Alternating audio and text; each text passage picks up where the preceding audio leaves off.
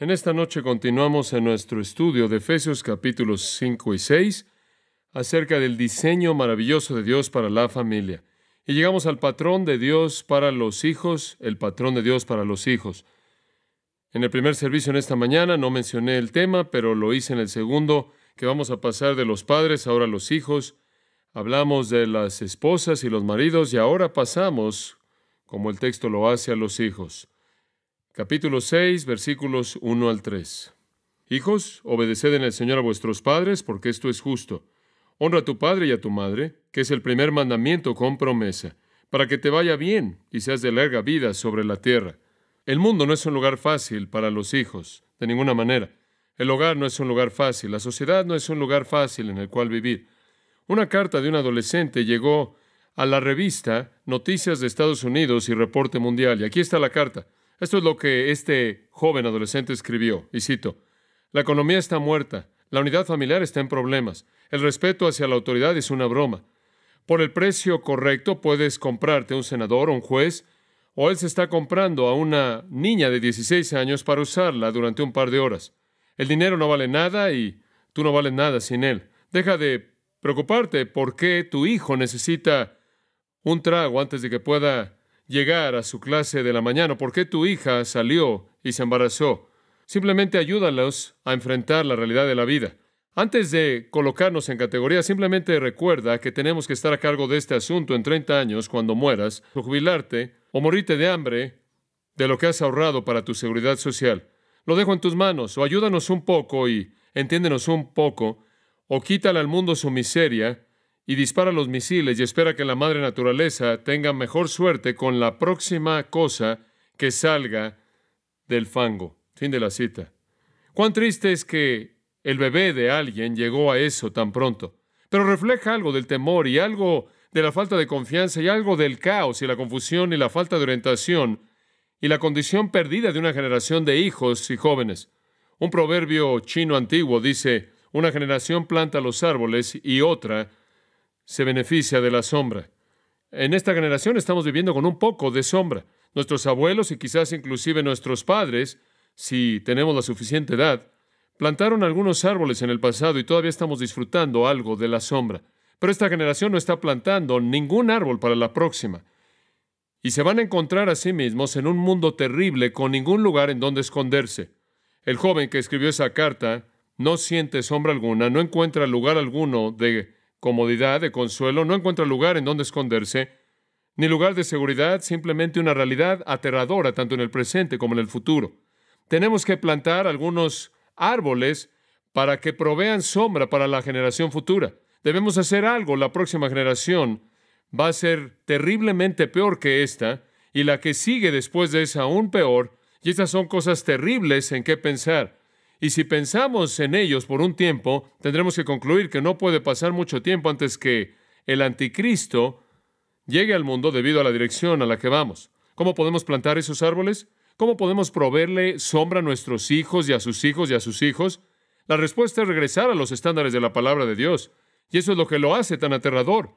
Nuestra sociedad reconoce a dónde va y hasta cierto punto reconoce el caos de sus hijos. Ciertamente los hijos lo reconocen.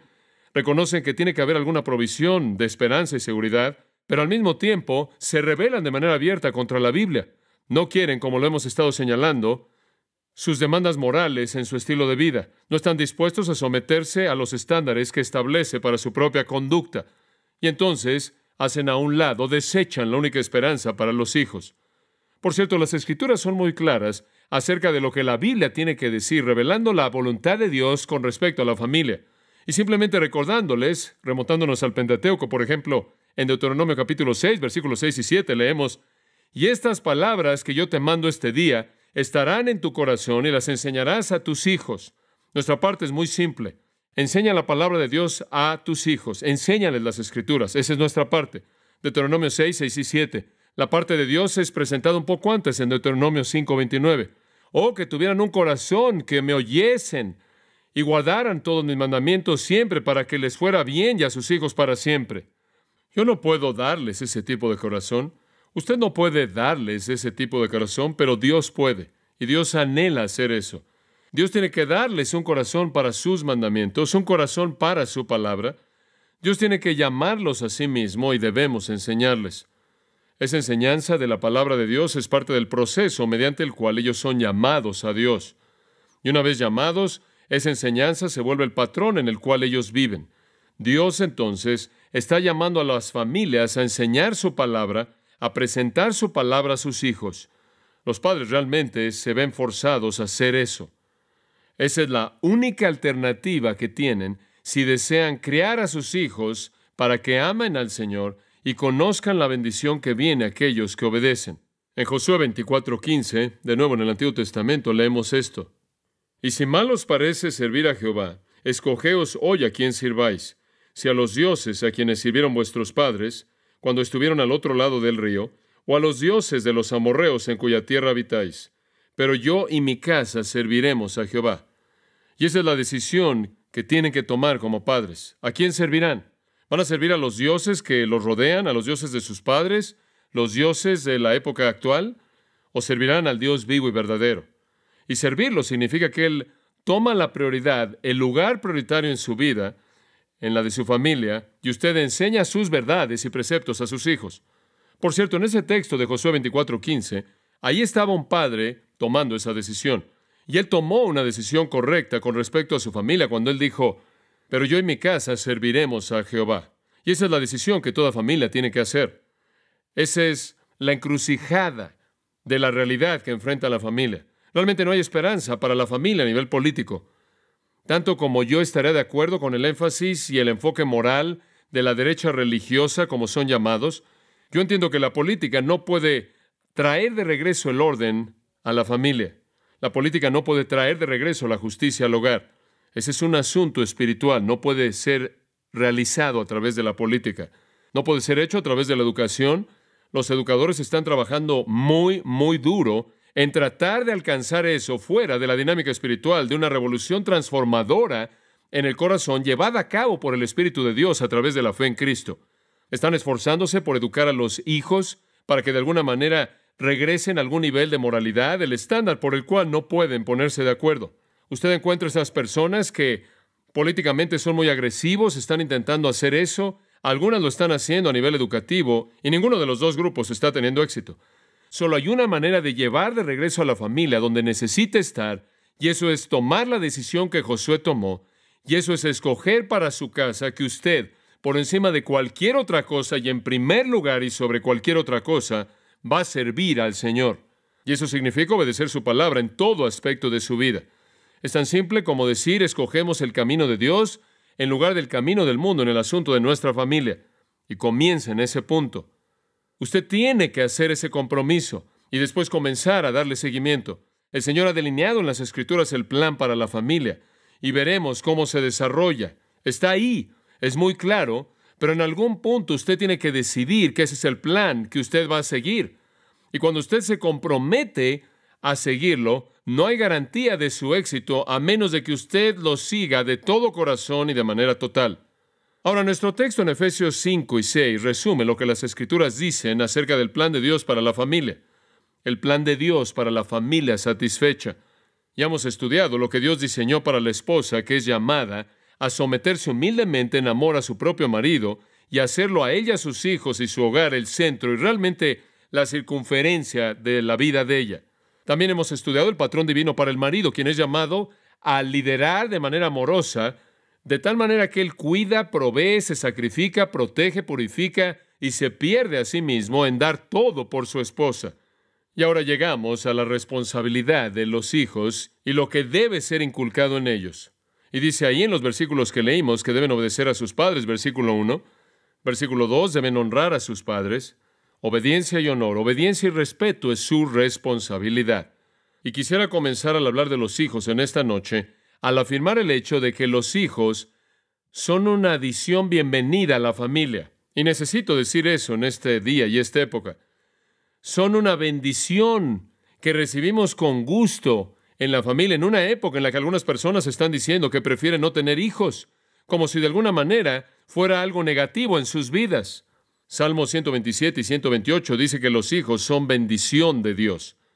El Espíritu Santo dijo en 1 Timoteo 5:14, quiero que las mujeres jóvenes, que las viudas jóvenes se casen, críen hijos, cuiden la casa. De nuevo, los hijos son una bendición, una herencia del Señor. Job 42, versículos 12 y 13. Entonces Jehová bendijo el postrer estado de Job más que su principio. ¿Se acuerda de eso? Job tenía todo y lo perdió todo. Y después el Señor lo bendijo aún más. ¿Cómo? Él tuvo 7 hijos y 3 hijas. Dios lo bendijo con esa gran bendición de tener hijos. Los hijos son una bendición dada por Dios. Son una evidencia de su amor. Son una evidencia de su bondad. Son dados por Dios. Aunque le pertenecen a Él, son enviados para enriquecernos. Son enviados para hacer que nuestra vida sea plena y ser creados por nosotros para llevarlos a la piedad, para que ellos también puedan ser un testigo del Dios verdadero y el Evangelio de su Hijo, nuestro Señor Jesucristo. Qué gran oportunidad de discipular a testigos futuros. Ahora, al criar a esos regalos especiales de Dios y llevarlos a la madurez y a la piedad y a la virtud y a la utilidad y a la eficacia para el reino de Cristo, hay 2 cosas que debemos enseñarles. Debemos enseñarles a obedecer a sus padres y debemos enseñarles a honrar a sus padres. Eso es simple, pero muy amplio. Y primordialmente, creo yo, el hecho de que lo hagan de manera eficaz depende de nosotros y nuestro compromiso con la palabra de Dios y con lo que afirma. Proverbios 22, 6, en cierta manera lo resume con palabras muy conocidas. Instruya al niño en su camino y aun cuando fuere viejo no se apartará de él. Esa es una afirmación general simple que dice que la manera en la que usted prepara a un hijo se va a manifestar en su vida adulta. Eso es todo lo que está diciendo. No es una promesa, no es una garantía sin condiciones, simplemente es axiomático, es evidente que la manera en la que usted crea un hijo va a afectar lo que llegan a convertirse. Y esa es la verdad general de esa escritura. Y cuando usted los prepara en las cosas de Dios, eso va a tener un impacto en lo que ellos se convierten o llegan a ser. Si seguimos el plan de Dios, veremos que ese plan da fruto. Eso simplemente tiene sentido común. Ahora debemos reconocer que enseñar a los hijos a obedecer y honrar a sus padres no es fácil y no es simple. Por lo menos no fue así con mis hijos. Y no está siendo fácil tampoco con mis nietos. Permítame decirle por qué es difícil. Por las mismas razones por las que es difícil para una esposa someterse y es difícil para un esposo expresar liderazgo amoroso, las mismas razones, exactamente las mismas razones se aplican a la dificultad de que los hijos obedezcan y honren a sus padres. Las mismas razones básicas. Número 1, la maldición adentro de ellos. Ellos están maldecidos cuando llegan. Son pequeños, egoístas, son réprobos, centrados en sí mismos, son rebeldes. Son lindos, pero están reprobados.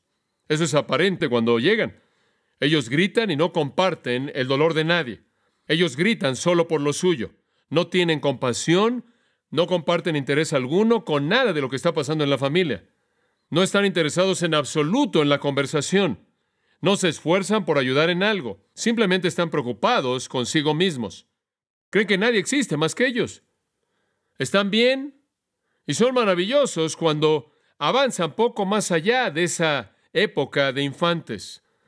Son maravillosos en desobedecer. Eso es parte de ellos. Usted no pasa la primera parte de la vida de un niño diciéndoles, sí, ¿por qué sí? Bueno, sí, sí, sí. Usted continuamente les dice, no, no, no, no. Porque toda la inclinación es hacia lo que es contraproducente y desobediente. Son buenos en desobedecer. Usted no tiene que enseñarles a desobedecer.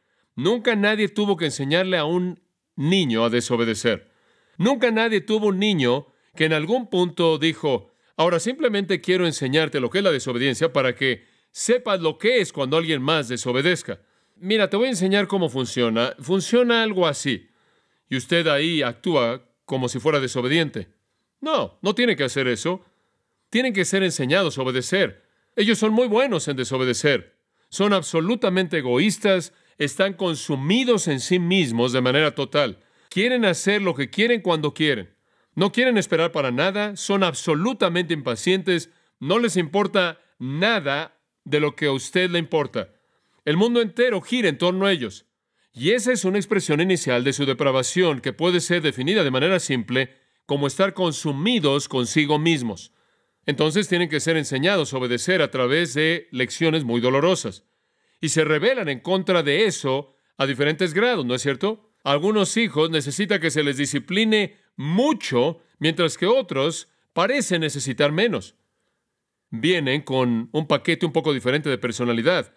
No obstante, el proceso es el mismo. Y supongo que David lo resumió desde el principio cuando en el Salmo 51:5 David dijo, pensando del tiempo en el cual él estuvo en ese vientre, en el vientre, he aquí en maldad he sido formado y en maldad me concibió mi madre.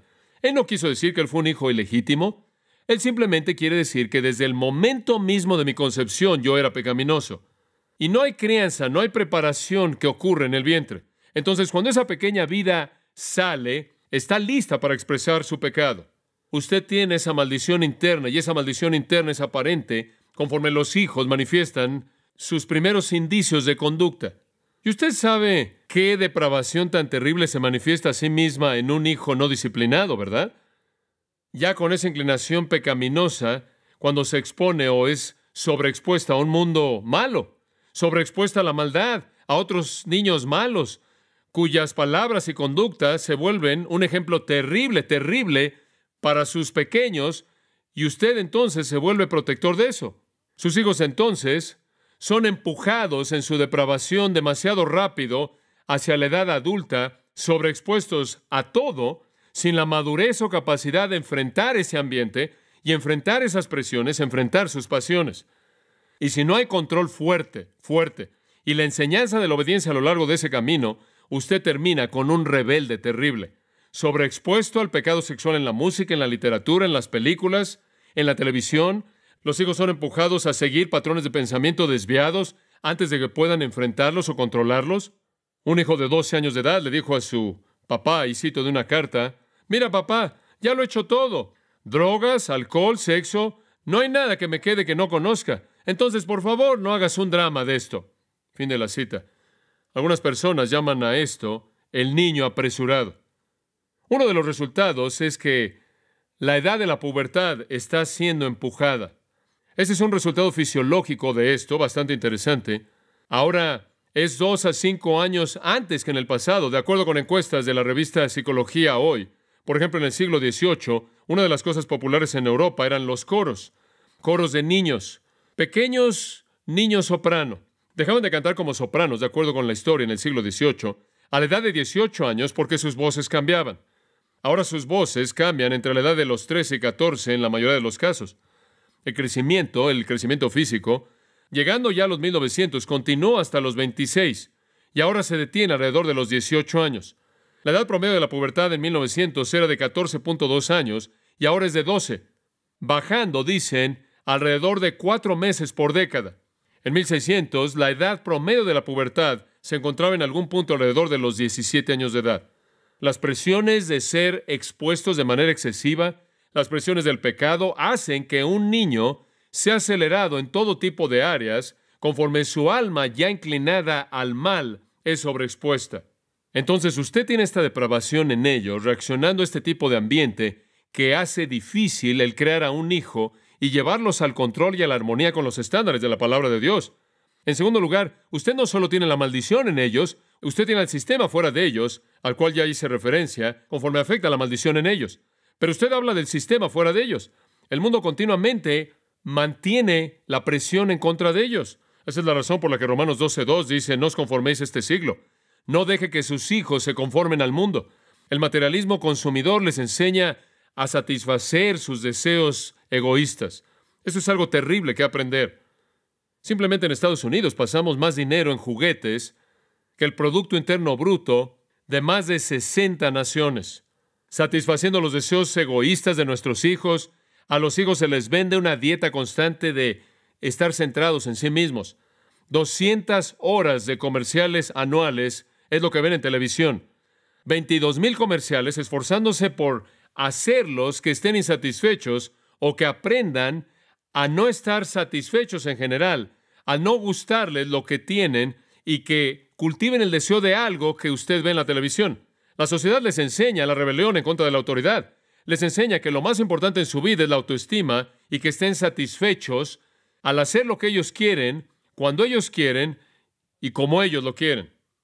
Ellos ven un promedio de 30 horas de televisión por semana mientras que están creciendo hasta la graduación a partir de la preparatoria. Han visto 20,000 horas de la televisión más que cualquier otra actividad fuera de dormir. Están sobreexpuestos a todo en la televisión.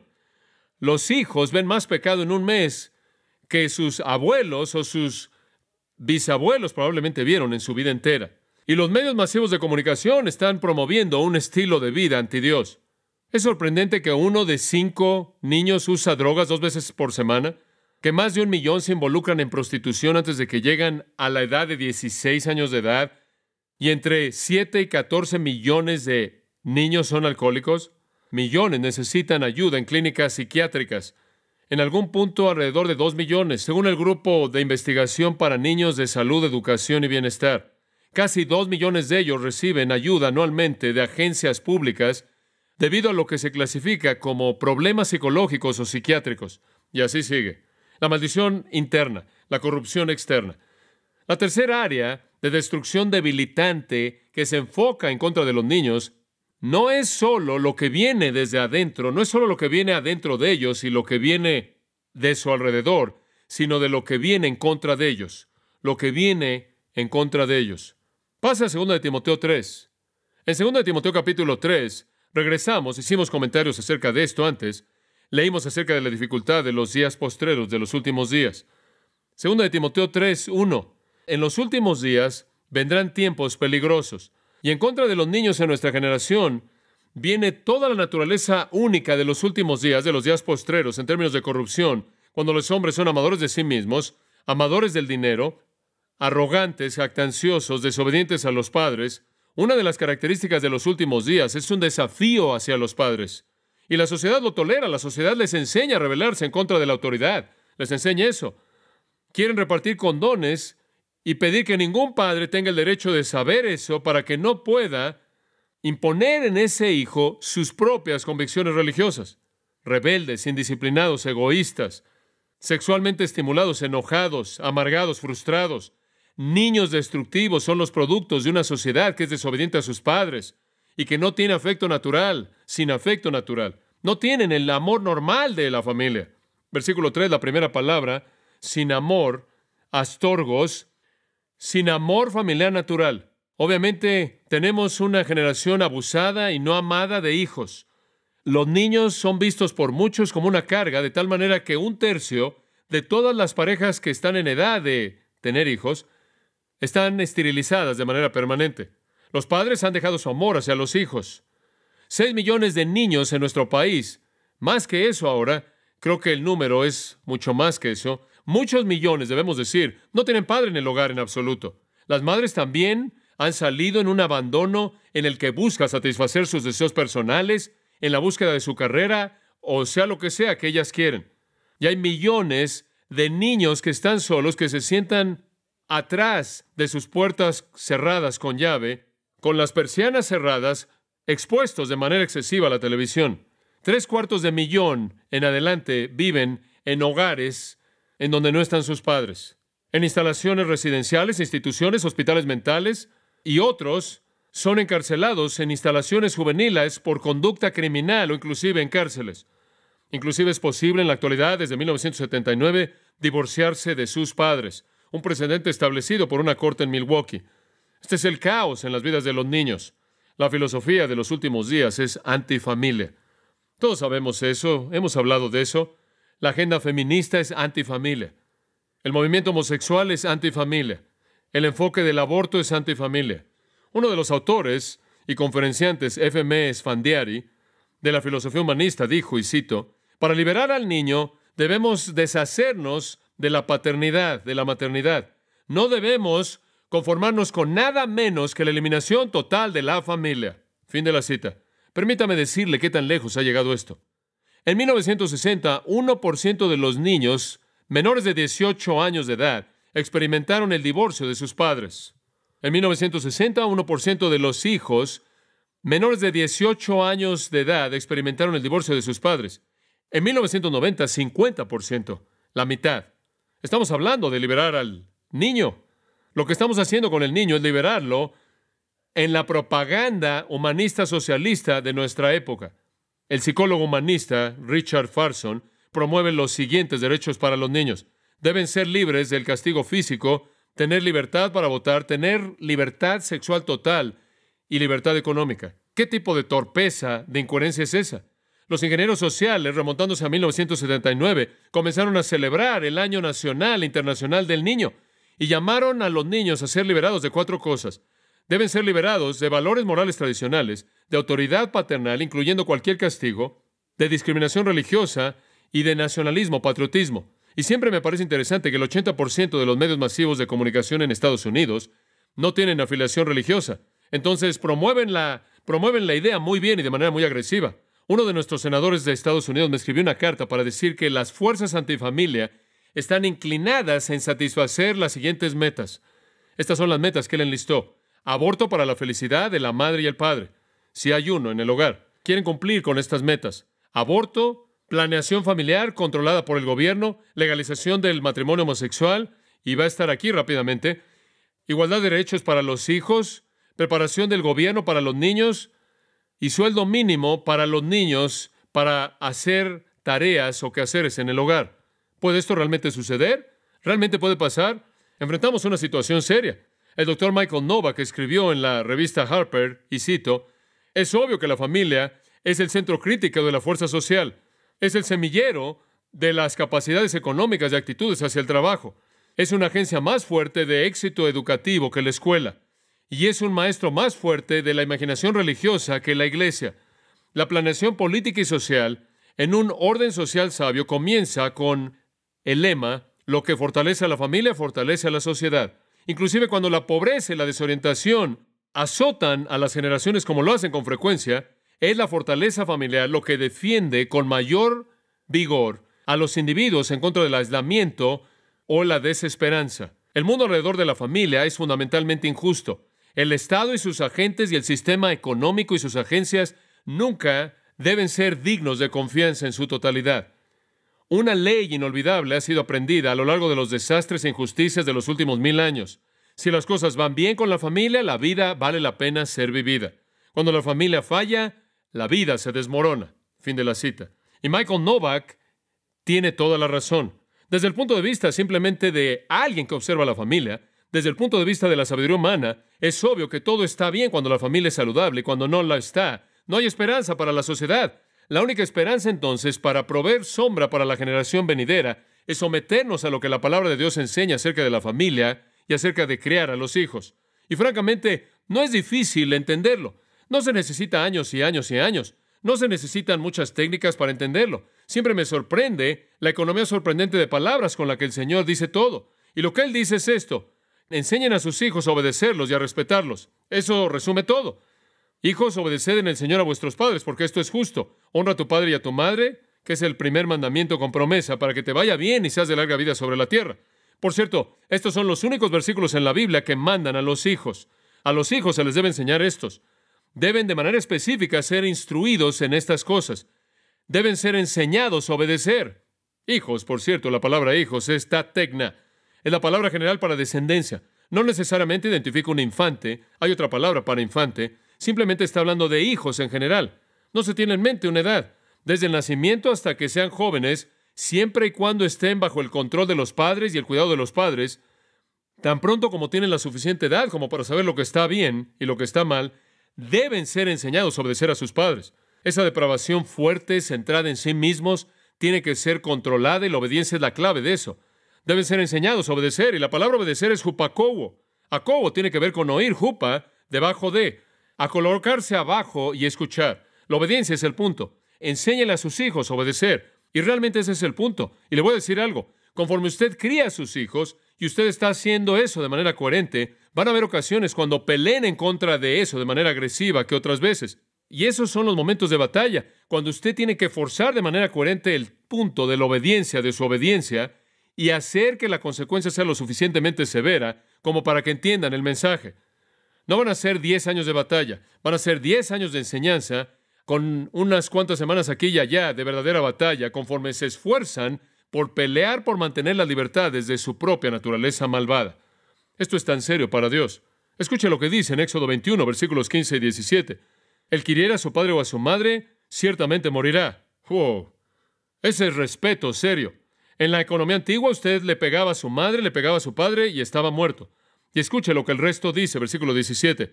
El que maldice a su padre o a su madre, ciertamente morirá. maten a esos hijos que no le muestran respeto a sus padres. Dice usted, wow, ¿Dios toma tan en serio eso? Dios sabe que no hay manera, conforme Él identifica a su pueblo en el Éxodo, conforme Él los llama a ser una nación testigo en el mundo, Él sabe que no hay manera de perpetuar la justicia en una familia a menos de que haya obediencia. Y es tan serio que esa ley de Dios sea perpetuada de Israel y sea esparcida alrededor del mundo, que Él dice, si ustedes tienen algún hijo que no obedece, simplemente mátenlo. La desobediencia y la falta de respeto era castigada con la muerte.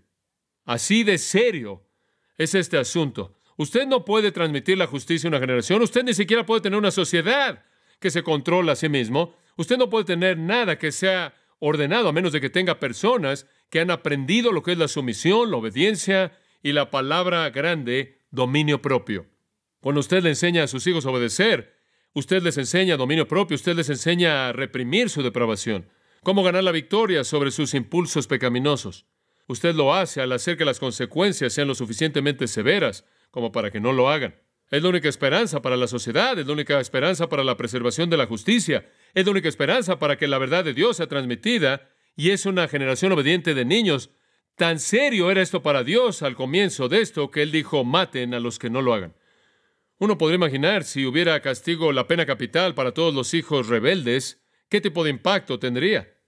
Tenemos a todas estas personas corriendo por todos lados, tratando de deshacerse de la disciplina corporal. Si tan solo entendieran este versículo, realmente estarían molestos.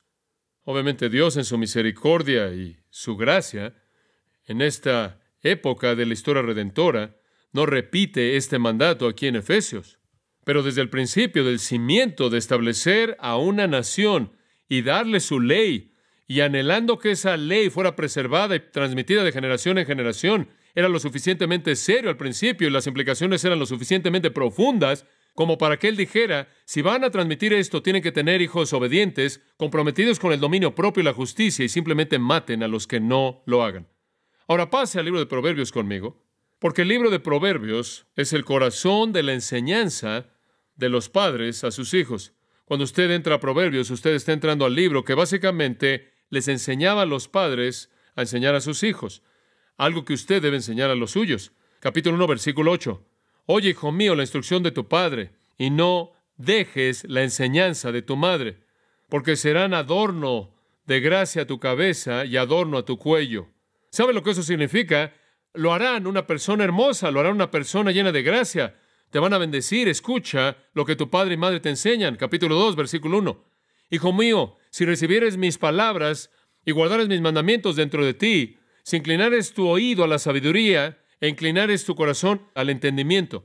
Un padre está diciendo, escucha lo que te estoy diciendo, conforme Él transmite la verdad divina. Capítulo 3, versículo 1. Hijo mío, no te olvides de mi ley, sino que tu corazón guarde mis mandamientos, porque largura de días y años de vida y paz te aumentarán. No dejes que la misericordia y la verdad te dejan. Átalas a tu cuello, escríbelas en la tabla de tu corazón. En otras palabras, escucha lo que te digo y enrédalo a tu cuerpo y vívelo en toda área de tu vida. Capítulo 4 sigue con la misma idea, versículo 1. Oíd, hijo, la instrucción de un padre, y prestad atención para que adquieran entendimiento, porque os doy sana enseñanza. No abandonen mi instrucción. Cuando yo era un hijo a mi padre, delicado y único delante de mi madre, Él me enseñaba y me decía, que tu corazón se aferre a mis palabras, guarda mis mandamientos y vivirás. Ahora ese es un padre fiel. Capítulo 4 de nuevo, allá en el versículo 10. Oye, hijo mío, y recibe mis dichos, y tus años de vida serán muchos. Capítulo 5, versículo 1, hijo mío, pon atención a mi sabiduría, inclina tu oído a mi entendimiento. Capítulo 7 de Proverbios, versículo 1. Hijo mío, guarda mis palabras y atesora mis mandamientos dentro de ti. Guarda mis mandamientos y vivirás, y mi enseñanza como la niña de tus ojos. Lígalos a tus dedos y escríbelos en la tabla de tu corazón. Di a la sabiduría, eres mi hermana. Capítulo 8, versículo 32, simplemente sigue. Ahora, hijos, oídme, porque bienaventurados son los que guardan mis caminos. Y después un par más, capítulo 13. El hijo sabio acepta la disciplina de su padre. Capítulo 13, versículo 1. Un hijo sabio acepta la disciplina de su padre. Capítulo 15, versículo 5. Un necio rechaza la disciplina de su padre. Ahora, hay algunas muestras de cómo debemos instruir a nuestros hijos, cómo nuestros hijos deben responder. Vaya a Proverbios 30 y usted verá lo opuesto. Aquí está lo opuesto. Cuando un hijo no responde, no obedece, no es disciplinado de manera apropiada, versículo 11, Hay un tipo de persona, un hombre, una mujer, un tipo de persona que maldice a su padre y no bendice a su madre. Hay un tipo de persona, hay generación que es limpia a sus propios ojos, pero no está limpia de su inmundicia. Eso es tan típico de los hijos que son rebeldes y están en contra de sus padres, quieren hacer lo que quieren, ellos piensan que lo que dicen, lo que piensan, la manera en la que hacen las cosas es lo correcto. Usted no les va a decir lo que tienen que hacer. Creen que tienen todas las respuestas y la realidad es que nunca han sido lavadas de su inmundicia. Hay una generación, cuán elevados son sus ojos y sus párpados están elevados en arrogancia. Este es el hijo orgulloso, egoísta, centrado en sí mismo, rebelde, que no oye nada de lo que sus padres le dicen. Hay una generación cuyos dientes son como espadas y sus dientes como cuchillos para devorar a los afligidos de la tierra y a los necesitados de entre los hombres. No son amables, son crueles, son niños brutales. Nunca se les ha enseñado la bondad, no se les ha enseñado las gracias que los hacen personas amorosas. Versículo 15, la sanguijuela tiene 2 hijas. Dame, dame. Está hablando acerca de una sanguijuela de caballos que tenía 2 dientes, por así decirlo, o 2 aguijones que salían de su boca y entran en el caballo y le chupan la sangre. Y dice, este tipo de hijos son como una sanguijuela que saca ambos dientes y saca la sangre. Son hijos rebeldes que chupan la sangre. Hay, versículo 15, 3 cosas que no quedarán satisfechas, 4 que no dirán suficiente. El Seol, el vientre estéril, este es idioma muy, muy vívido. El infierno nunca tiene lo suficiente. El vientre estéril nunca está satisfecho. La tierra nunca está satisfecha con agua. Un fuego que nunca dice basta. Y usted puede añadir a eso al niño que es como una sanguijuela, sin importar lo que usted le dé, no importa lo que le dé, él nunca tiene lo suficiente. Y esa es una buena palabra, como usted sabe, esas personas que tienen hijos rebeldes y creen que pueden comprar sus lealtades o comprar la obediencia de ellos o comprar el respeto de los niños. Usted no puede hacer eso porque nunca están satisfechos. Son como la tumba, son como el vientre estéril, son como la tierra que nunca tiene suficiente agua para su sequía, son como el fuego que nunca dice basta. Es el ojo que se burla de un padre y menosprecia a su madre. ¿Y cuál es la respuesta de Dios? Los cuervos del valle lo sacarán y las águilas jóvenes lo comerán. Es lenguaje muy vívido. Cuando usted tiene un niño que no recibe la disciplina y preparación e instrucción acerca de la obediencia y honra, usted tiene ese tipo de hijo que es como una sanguijuela que chupa la sangre, quien al final de toda su crueldad y falta de amabilidad, toda su enemistad e inmundicia, va a sentir el juicio de Dios. Y qué triste es eso, qué triste. ¿Cuántos padres, cuántos de ustedes tienen un niño que ha caído bajo el juicio divino? Algunos inclusive han perecido. Rompe el corazón de manera total. Ahora, ¿cómo es que usted lleva a cabo este proceso? ¿Cómo es que usted crea un hijo para llevarlo a la obediencia y al respeto? Regresemos a Proverbios capítulo 3. Proverbios capítulo 3, versículos 11 y 12. Hijo mío, no rechaces la disciplina de Jehová, ni menosprecies su reprensión, porque aquel a quien Jehová ama disciplina, así como el padre al hijo a quien quiere. Y por cierto, eso es citado en Hebreos 12, versículos 5 al 11, en donde habla de la disciplina, de ser azotado. La categoría aquí es una de disciplina. El padre que realmente ama a su hijo, usted dice que ama a su hijo, entonces usted va a disciplinar a su hijo. Todo hijo a quien usted ama, usted va a azotar. Eso es lo que Hebreos dice. Si el Señor ama a uno, Él lo azota, Él lo disciplina.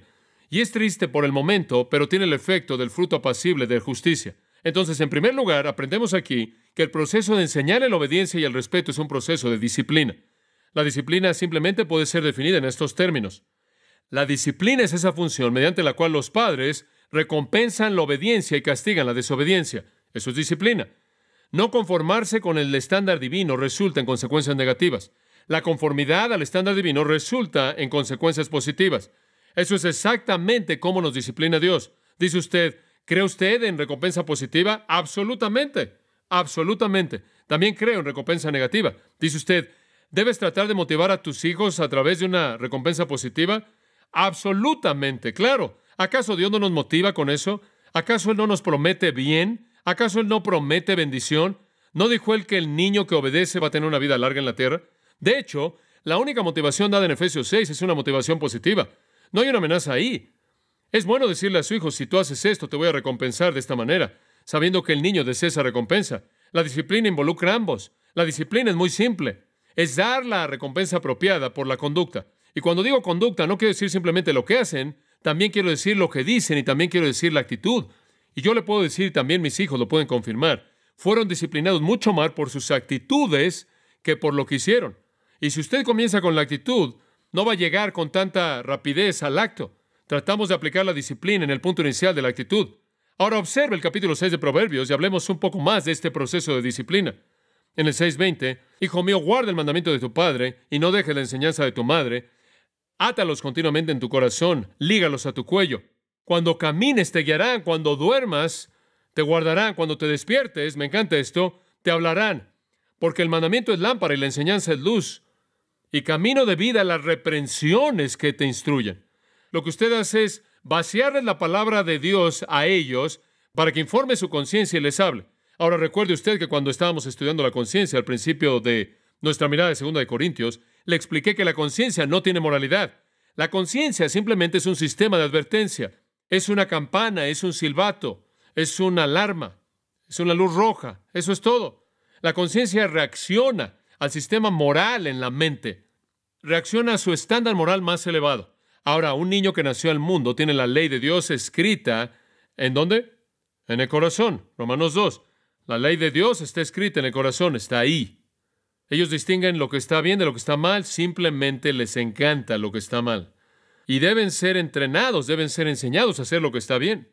Ahora, esa ley de Dios escrita en su corazón puede ser, escuche con atención, puede ser afectada negativamente por los mensajes que vienen de la cultura, de la sociedad. La cultura quiere reconstruir ese código moral.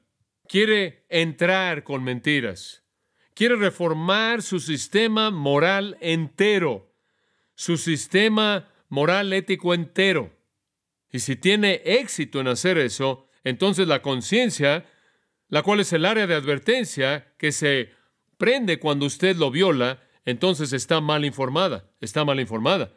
Porque si usted tiene una teología torcida, si usted tiene un sistema ético-moral torcido, entonces su conciencia va a reaccionar a ese sistema torcido. Entonces, cuando usted viene al mundo, ¿qué sucede? Este pequeño niño es expuesto a la televisión, radio, películas, música, educación, el proceso entero de la cultura y reinforma la gran verdad que ha sido colocada en ese pequeño corazón desde el nacimiento acerca de Dios y acerca de lo que está bien y lo que está mal. Romanos 1 les dice que pueden saber acerca de Dios, pueden conocer su deidad, su poder y algo de sus atributos. Romanos 2 dice, ellos saben, pueden distinguir lo que está bien de lo que está mal. Y la sociedad ataca eso. Ataca eso con la evolución para que de pronto llegan a un punto en el que ya no creen que Dios creó todo. Llegan al punto también en donde son azotados con la inmoralidad del sistema, al punto en el que ya no saben lo que está bien y lo que está mal, y el relativismo se apodera. Ya no hay absolutos y la conciencia queda desarmada. Lo único que la conciencia puede hacer es reaccionar a ese sistema ético, y si ese sistema ético está torcido, entonces la conciencia va a estar mal informada. ¿Qué es lo que está pasando en nuestra cultura en la actualidad? Dos cosas. Un esfuerzo masivo por venderle a los niños y a los jóvenes un sistema ético no cristiano. Es enorme. Desastre de Dios. No hay creador, no hay Dios, no hay ley moral. Lo que tú quieras es para ti. Todo es puramente una decisión de estilo de vida. Le dije cuando vimos eso en 2 Corintios capítulo 1, que inclusive MTV tuvo una serie de 2 horas, la cual fue transmitida en PBS, en donde la vi y obtuve el material. Y fue acerca de los 7 pecados veniales, y entrevistaron al tipo de generación de rock contemporánea de MTV acerca de los 7 pecados veniales, y básicamente los negaron todos. Totalmente revertieron todo. De hecho, un cantante de rock se le preguntó si él pensaba si la lujuria era un pecado, y él dijo, ¿la lujuria un pecado? ¿Me estás bromeando? Esa es la razón por la que me metí en este negocio, para codiciar a pequeñas niñas. Le preguntaron a los cantantes de rock si pensaban que el orgullo era un pecado, otro de los pecados veniales enlistados por los monjes medievales, y dijeron, ¿el orgullo un pecado? El problema con nuestra sociedad es que no tenemos suficiente orgullo. Todo está torcido, todo pervertido. Le preguntaron a otro, ¿es la avaricia un pecado? ¿La avaricia un pecado? Eso es lo que nos hace ricos. Todo pervertido. Entonces, lo que la sociedad quiere hacer es crear un sistema satánico impío de valores, en primer lugar, para que lo que está siendo dicho en el corazón esté mal. Lo segundo que quiere hacer es adormecer la conciencia, como lo hace al decirle que usted no debe escuchar a su conciencia. De hecho, dice, no debes sentirte culpable, no debes sentir vergüenza, no hiciste nada mal, lo que realmente pasó es que fuiste abusado, Tu madre te hizo algo, tu padre te hizo algo. Simplemente eres una víctima, no es tu culpa. No debes sentirte culpable, no debes sentirte responsable. La sociedad tiene la culpa por esto. Y lo que hace es que le quita a la persona la necesidad de escuchar a la voz de la conciencia. Entonces usted asesina, por así decirlo, la función de la conciencia y reescribe el guión de los valores morales y tiene un potencial para desastre. Y ese es el tipo de jóvenes que tenemos en nuestra generación. Ahora usted tiene que regresar al principio, aquí en Proverbios 6, y tiene que enseñarles los mandatos de la palabra de Dios, tiene que ligarlos continuamente a sus pequeños corazones, amarrarlos a su cuello. Eso simplemente significa pegarlos a ellos para que no se puedan separar de ellos, para que cuando andan caminando están funcionando en sus pequeñas mentes. Cuando están durmiendo esas verdades, inclusive en sus sueños están guardándolos, por así decirlo, porque están tan grabadas en la profundidad de sus corazones que tan pronto como despiertan, ese es su primer pensamiento consciente. Ese pequeño niño debe entrar a la cocina y el primer pensamiento consciente de la mañana es lo que la mamá dice, responden de manera inmediata. Lo que papá dice, responden de manera inmediata porque ese es parte de la tela de su vida. Ahora, capítulo 10, eso entonces se convierte en la lámpara y la luz para su vida. En el capítulo 10 de Proverbios, en el versículo 13, avanzamos un poco en este proceso. Dice en el versículo 13, capítulo 10, y la vara es para la espalda del que no tiene entendimiento. Ahora esto es muy simple. ¿Cómo es que usted hace que este pequeño niño, esta pequeña niña obedezca? El meollo del asunto le pega con algo. Aquí es llamado una vara. Dice usted, ¿está seguro de que eso es lo que significa? Bueno, ¿cuál es el punto en simplemente decir, bueno, mira, aquí hay una vara, ¿serás tan amable en obedecer? Si la vara nunca ha sido aplicada, no creo que ellos entiendan la situación. Básicamente, usted es llamado a usar castigo corporal. Eso es lo que dice. Una vara es para las espaldas del que carece. ¿Y no es interesante que el Señor inclusive le dice dónde pegarles? No en la parte de adelante, no en la parte de arriba, en la parte de atrás, en donde han sido diseñados para recibir esto. Y ¿sabe una cosa? Realmente creo que allá atrás hay más de lo que es necesario y creo que algunos de ustedes lo afirmarían. Y parte de eso actúa como colchón para el proceso de disciplina. Dios lo sabe. Proverbios 13:24 profundiza un poco más en esto. Proverbios 13:24 dice, el que evita la vara a su hijo aborrece. El que evita la vara, ¿qué? A su hijo aborrece. No sé cómo se podría decir de una manera más fuerte. Si usted ama a su hijo, le va a pegar en la parte de atrás con una vara. Y si usted no lo hace, usted odia a su hijo. ¿Por qué? Porque usted está contento con dejar que ese niño cultive patrones de vida pecaminosos. ¿Es eso lo que usted quiere para su hijo? El que lo ama, lo disciplina diligentemente. Manténgase atrás de él, manténgase atrás de él. Oh, dice usted, pero no puede estar nada más pegándole a sus hijos. ¿Está seguro de que Dios quiere que hagamos eso, que les peguemos? Estoy seguro, eso es lo que dice. Profundicemos un poco más, capítulo 19, versículo 18. Disciplina a tu hijo, entre tanto que hay esperanza. ¿Qué dice eso? Puedes esperarte demasiado tiempo. Puedes ser demasiado inconstante. Disciplina a tu hijo mientras que hay esperanza y no desees su muerte. Literalmente, no debes desear que él muera. Si usted no disciplina a su hijo, realmente, potencialmente está preparando su muerte, su sentencia de muerte, porque la conducta antisocial indisciplinada puede llevar rápidamente a la muerte. Vemos eso en nuestra sociedad, ¿no es cierto? La muerte a través de la embriaguez, muerte a través de drogas, muerte a través de conducta criminal, muerte a través de enfermedad venérea, por todos lados. Niños muriendo, jóvenes muriendo, adolescentes muriendo. Alguien no conoció la verdad de Dios. Alguien no los disciplinó lo suficiente mientras que todavía había esperanza y quiso que murieran, porque eso es lo que viene a través de personas irresponsables, pecaminosas, impías, que nunca aprenden el dominio propio, a controlarse a sí mismas. El capítulo 22 nos lleva a mayor profundidad. Capítulo 22, versículo 15, y en cierta manera resume lo que hemos estado diciendo. La necedad está ligada en el corazón del muchacho, pero la vara de la corrección lo alejará de él. Yo creo que esto es simplemente maravilloso. Ahora, si fuéramos a tomar a 15 psicólogos seculares de la universidad que usted quisiera escoger y simplemente los trajéramos aquí y les dijéramos ahora, queremos crear a un ciudadano responsable, moral, de calidad, que va a hacer una contribución positiva al mundo, quizás cambiar la calidad de vida en alguna manera, que va a ser una persona noble, con moral, con valores morales muy elevados. ¿Qué es lo que usted sugiere que hagamos? Creo que probablemente hablarían durante meses con todos sus detalles psicológicos y hablarían de todas las cosas que los psicólogos hablan. Y ¿saben una cosa? Los padres pueden llegar a paralizarse por esto también. Digo, inclusive los padres cristianos pueden llegar a paralizarse por todas las cosas que supuestamente deben hacer para que esto funcione. ¿Puedo sugerirles algo? Esto realmente no es tan difícil. Lo que dice aquí es bastante directo.